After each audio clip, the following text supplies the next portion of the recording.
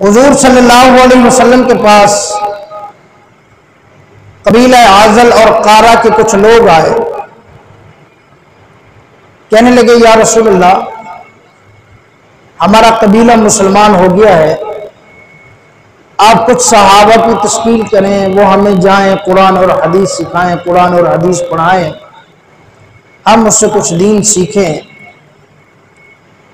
تو حضور صلی اللہ علیہ وسلم نے 10 صحابہ کرام رضوان اللہ علیہم اجمعین کو ان کے ساتھ بھیجا اور ان کا امیر مقرر کیا حضرت عاصم بن ثابت رضی اللہ تعالیٰ عنہ۔ اب جب یہ قافلہ چلا، یہ لوگ قبیلہ عازل کے قارہ کے لوگ ان کو لے کر چلے، رجی کے مقام پر یہ پہنچے۔ یہ عصفان اور مکہ مکرمہ کے قریب یہ جگہ ہے اور مدینہ منورہ سے یہ جگہ دور ہے۔ تو ان لوگوں نے ایک اور قبیلہ بنو لحیان کے 200 سواروں کو پہلے تیار کیا ہوا تھا، ان میں سے کچھ تیر انداز تھے 100 کے قریب، کہ تم آ کر ان صحابہ پر حملہ کر دینا۔ اصل میں انہوں نے دھوکہ کیا، ان کو بھی پتہ تھا کہ صحابہ کا سامنا کر کے ہم صحابہ کا مقابلہ نہیں کر سکتے، تو انہوں نے ان کے ساتھ دھوکہ کیا۔ تو صحابہ اکرام رضوان اللہ علیہم اجمعین ایک اونچے ٹیلے پر چڑھ گئے اور ان کے جو امیر تھے انہوں نے فرمایا کہ ہم ان کافروں کا مقابلہ کریں گے۔ اب ان کافروں نے کہا کہ آپ نیچے اتر آئیں، ہم آپ کو امان دیتے ہیں، لیکن حضرت عاصم رضی اللہ تعالیٰ عنہ نے فرمایا کہ نہیں، میں قافلوں کی امان کو مانتا ہی نہیں ہوں، میں ان کی امان کے اندر آتا ہی نہیں۔ تو وہیں پہ کھڑے ہو کر حضرت عاصم رضی اللہ تعالیٰ عنہ نے اللہ سے دعا مانگی، اللہم اخبر عنا رسول اللہ، اے الہ العالمین ہماری اس واقعے کی خبر امام الانبیاء صلی اللہ علیہ وسلم کو پہنچا دے۔ اللہ اکبر۔ تو انہوں نے 2 دعائیں مانگی، اے اللہ، ایک تو یہ کہ ہمارے اس واقعے کی اطلاع امام الانبیاء صلی اللہ علیہ وسلم کو پہنچا دے۔ دوسری انہوں نے دعا کی، اے اللہ، جب ہم شہید ہو جائیں اللہ میرے وجود کی حفاظت فرمانا۔ کیونکہ علماء نے لکھا ہے کہ غزوہ بدر کے اندر سلافہ نامی ایک عورت تھی، بڑی مالدار عورت تھی، بڑی پیسے والی عورت تھی، اس کے بیٹے کو قتل کر دیا تھا حضرت عاصم رضی اللہ تعالیٰ عنہ نے۔ اب اس عورت نے 100 اونٹ اور کئی درہم کا اعلان کر دیا کہ جو بندہ ان کو زندہ یا مردہ میرے پاس لے کے آئے گا یا ان کا سر میرے پاس لے کے آئے گا تو میں اسے 100 اونٹ دوں گی۔ اور اس نے یہ منت مانی کہ میں حضرت عاصم رضی اللہ تعالیٰ عنہ کے سر کے اندر شراب پیوں گی۔ تو حضرت عاصم رضی اللہ تعالیٰ عنہ نے اللہ سے یہ دعا مانگ لی۔ اللہ اکبر۔ فرمایا یہ جنگ لڑتے رہے، اکثر صحابہ شہید ہو گئے، 3 صحابہ باقی بچے، حضرت خبیب رضی اللہ تعالیٰ عنہ، حضرت زید بن دسنہ رضی اللہ تعالیٰ عنہ، حضرت عبداللہ ابن طارق رضی اللہ تعالیٰ عنہ۔ اب ان قبیلے والوں نے کہا کہ ہم تمہیں امان دے دیتے ہیں، تم ویسے شہید ہو جانا چاہتے ہو تو تمہاری مرضی، اگر تم لڑائی بند کر دو تو ہم تمہیں امان دے دیں گے۔ اب ان صحابہ نے کہا ٹھیک ہے، وہ اس ٹیلے سے نیچے اتر آئے۔ جیسے ہی وہ اترے، ان کافروں نے ان کی تلواریں لے کر ان کے پیچھے ان کے ہاتھ باندھنے شروع کر دیے۔ حضرت عبداللہ ابن طارق رضی اللہ تعالیٰ عنہ نے فرمایا یہ تو تم پہلا دھوکہ کر رہے ہو، یہ تم پہلی غداری کر رہے ہو ہمارے ساتھ، لہٰذا میں تمہاری امان میں نہیں آتا۔ تلوار لے کر ان کے ساتھ لڑنے لگے، ان کے ساتھ جہاد کرنے لگے، لڑتے لڑتے شہید ہو گئے۔ اب 2 صحابہ بچے، حضرت زید بن دسنہ رضی اللہ تعالیٰ عنہ اور حضرت خبیب رضی اللہ تعالیٰ عنہ۔ یہ واقعہ سفر کے مہینے میں ہوا۔ اب اس قبیلے والوں نے ان کو لے جا کر مکہ مکرمہ کے اندر فروخت کر دیا۔ حضرت زید رضی اللہ تعالیٰ عنہ کو خریدا۔ صفوان ابن امیہ نے بعد کے اندر یہ مسلمان ہو گئے تھے، امیہ کے بیٹے تھے، لیکن انہوں نے خریدا کہ غزوہ بدر کے اندر میرا باپ امیہ مارا گیا، ان کے بدلے میں ان کو قتل کر دوں گا۔ اور ایک حارث نامی کافر تھا، اس کے 2 بیٹوں کو قتل کیا تھا حضرت خبیب رضی اللہ تعالیٰ عنہ نے غزوہ بدر کے اندر۔ اس نے کہا میں اپنے 2 بیٹوں کے بدلے میں ان کو قتل کروں گا۔ اب صفوان نے تو اسی وقت اپنا غلام، اس کا نام نستاس تھا، اس کو بھیجا کہ حرم مکہ سے باہر جا کر ان کو آپ قتل کر دو۔ اب وہ لے کے گیا، پورے مکہ مکرمہ کے کافر لوگ باہر نکل آئے دیکھنے کے لیے۔ تو جب ان کو باندھ کر شہید کیا جانے لگا تو ابو سفیان نے پوچھا زید کیا تو یہ پسند کرتا ہے کہ تیری اس جگہ امام الانبیاء صلی اللہ علیہ وسلم تمہارے نبی ہوتے اور تو گھر میں آرام کر رہے ہوتے؟ اللہ اکبر۔ حضرت زید رضی اللہ تعالیٰ عنہ کانپ اٹھے، گرجدار آواز میں بولے، فرمایا او کافروں تم کیا سمجھتے ہو، رب اکبر کی قسم زید کی ایک نہیں 100 جان بھی چلی جائے اور اس کے بدلے میں میرے آقا صلی اللہ علیہ وسلم کو ایک کانٹا بھی چبھے زید کو وہ بھی برداشت نہیں۔ تو وہاں پر ابو سفیان نے قسم اٹھائی تھی کہ رب کعبہ کی قسم میں بڑی بڑی دنیا کے بادشاہوں کو میں نے دیکھا ہے، بڑے بڑے لوگوں کو دیکھا ہے، بڑے بڑے دربار میں نے دیکھے ہیں، لیکن جتنا محبت جتنا پیار حضور صلی اللہ علیہ وسلم کے ماننے والے ان سے کرتے ہیں اتنا دنیا میں کوئی بھی پیار کسی سے نہیں کرتا۔ اور یہ حقیقت ہے۔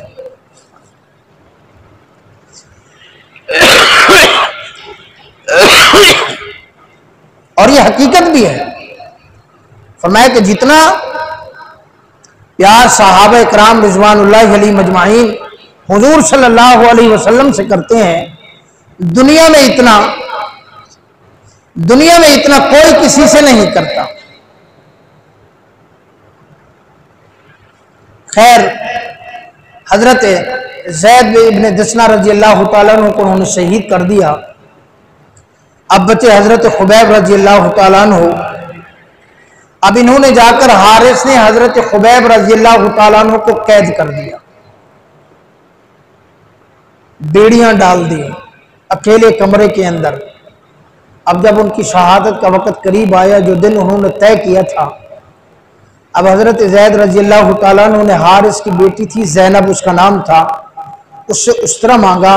وہ زینب بعد کے اندر مسلمان ہو گئی تھی، تو وہ زینب ہی خود بیان کرتی ہے، اس نے کہا کہ حضرت میرا ایک بیٹا یا بیٹی اس طرح تھا حضرت خبیب رضی اللہ تعالیٰ عنہ کے ہاتھ میں، وہ چلتے چلتے ان کے قریب چلا گیا، وہ کھیل رہے تھے ان کے ساتھ، میں ڈر گئی، دوڑی کہ کہیں میرے بیٹے کو نقصان نہ پہنچا دے۔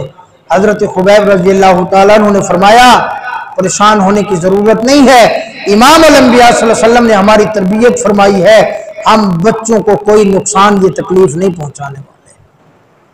اور وہی حارث کی بیٹی زینب کہتی ہے کہ میں نے اپنی آنکھوں سے حضرت خبیب رضی اللہ تعالیٰ عنہ کو انگور کھاتے ہوئے دیکھا، جبکہ اس وقت مکہ مکرمہ میں انگور نہیں تھے، نہ انگوروں کا موسم تھا۔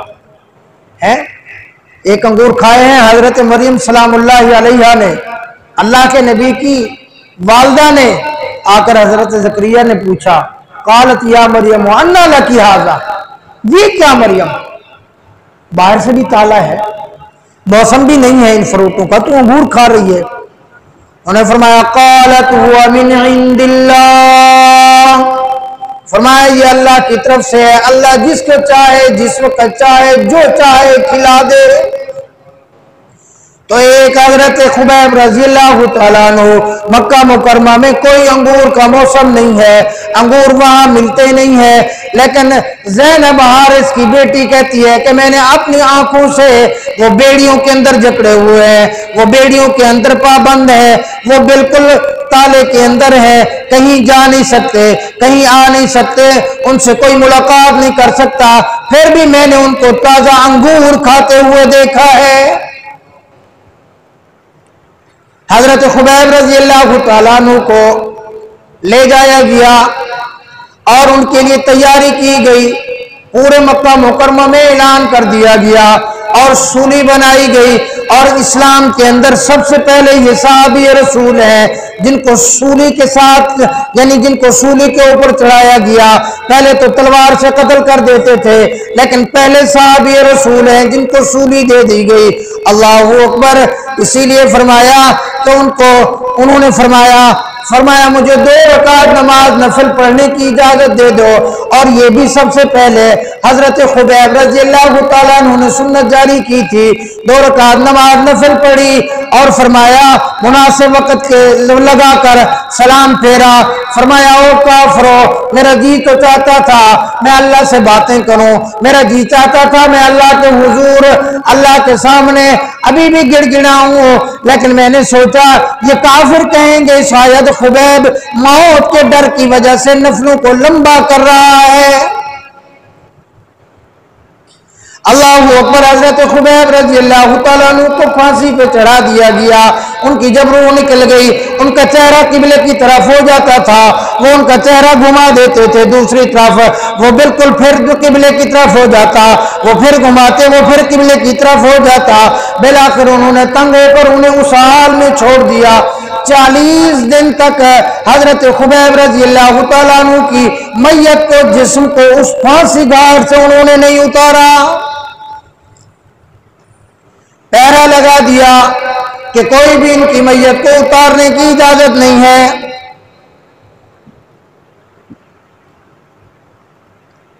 اللہ اکبر۔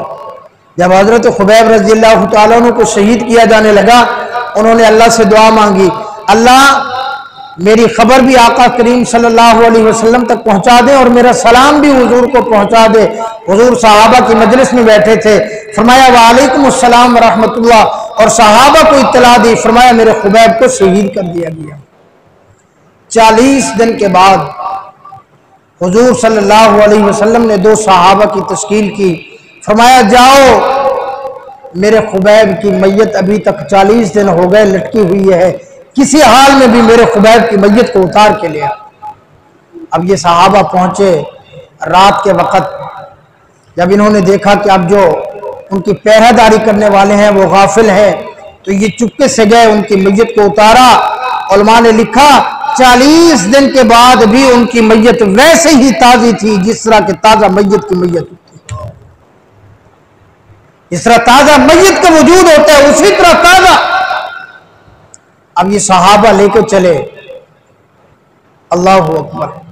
اب کافروں نے دیکھا اچانک میت نہیں، ڈھونڈو نہیں، بھاگ دوڑ کے انہوں نے تھوڑے ہی دیر کے اندر انہوں نے پا لیا، صحابہ جا رہے تھے۔ اب ان صحابہ نے حضرت زبیر رضی اللہ تعالیٰ عنہ نے اللہ سے دعا مانگی، اللہ ہم حضور کے حکم سے ان کی میت کو تو لے کے آئے ہیں، اللہ اب کافر پیچھے پہنچ چکے ہیں، اب تم ہی اس کی حفاظت فرما۔ انہوں نے زمین کے اوپر میت کو رکھا، زمین یوں چاک ہوئی اور اپنے اندر حضرت خبیب رضی اللہ تعالیٰ عنہ کو محفوظ کیا۔ صحابہ تو صحابہ تھے نا، تو جو ان کے امیر تھے حضرت عاصم رضی اللہ تعالیٰ عنہ دعا مانگی، اللہ ہمارا حال بھی حضور صلی اللہ علیہ وسلم کو پہنچا دے، اے اللہ اور میری میت کی بھی، میرے جسم کی بھی حفاظت فرمانا۔ فرمایا جب شام ہوئی کافر آئے اسی انعام کے لالچ کے اندر کہ ہم جائیں حضرت عاصم رضی اللہ تعالیٰ عنہ کے سر مبارک کو کاٹ کے لے جائے، اللہ نے کہیں سے شہد کی مکھیاں یا بھیڑ بھیج دیے، وہ آ کر انہوں نے ان کو کور کر لیا، ان کے ارد گرد پہرا دینے لگے، اتنی زیادہ تعداد کے اندر تھی کہ کسی کافر کو ان کی میت کی طرف آگے جانے کی جرات ہی نہیں ہوئی۔ اب انہوں نے کہا جی ابھی چھوڑ دو، شام ہوگی، رات ہوگی، یہ مکھیاں چلی جائیں گی، ہم پھر آ کر حضرت عاصم رضی اللہ تعالیٰ عنہ کے گردن کو کاٹ لیں گے، ان کے سر مبارک کو ہم لے جائیں گے۔ اللہ اکبر۔ رات کا وقت ہوا، اب کافر ارادہ کر رہے ہیں، اللہ نے بارش بھیج دی، سیلاب آ گیا، وہ ان کی میت کو بہا کر کہیں دوسری جگہ لے گیا، اور ان کافروں کو پتہ ہی نہیں چلنے دیا کہ حضرت عاصم رضی اللہ تعالیٰ عنہ کی میت گئی کہاں۔ پہلے ہم یہ واقعہ پڑھتے تھے نا، سوچتے تھے یار اتنی بارش اور اتنی پانی کہ ایک میت کو بھی بہا کے لے جائے۔ ابھی حالیہ بارشوں کی صورتحال دیکھیں آپ، میں سوچ ہی رہا تھا کہ واقعی اس وقت بھی جو اللہ اب قادر ہے وہ اللہ اس وقت بھی قادر تھا۔ اللہ نے ایسی بارش بھیجی صرف وہیں پر، اور حضرت عاصم بن ثابت رضی اللہ تعالیٰ عنہ کی میت کو بہا کے لے گئی۔ حضرت عمر رضی اللہ تعالیٰ عنہ فرماتے تھے کہ دنیا میں اللہ کے کچھ خاص بندے ایسے بھی ہوتے ہیں، اللہ جیسے زندگی میں ان کی حفاظت فرماتے ہیں، مرنے کے بعد ان کے جسم کی اللہ ویسے ہی حفاظت فرماتے ہیں۔ تو میرے بھائی یہ واقعہ رجی تھا، ان لوگوں نے دھوکہ کیا اور 10 صحابہ کرام رضوان اللہ علیہم اجمعین کو انہوں نے شہید کر دیا۔ دعا فرمائے اللہ رب العالمین ہمیں بھی صحابہ کے نقش قدم پر چلنے کی توفیق عطا فرمائے۔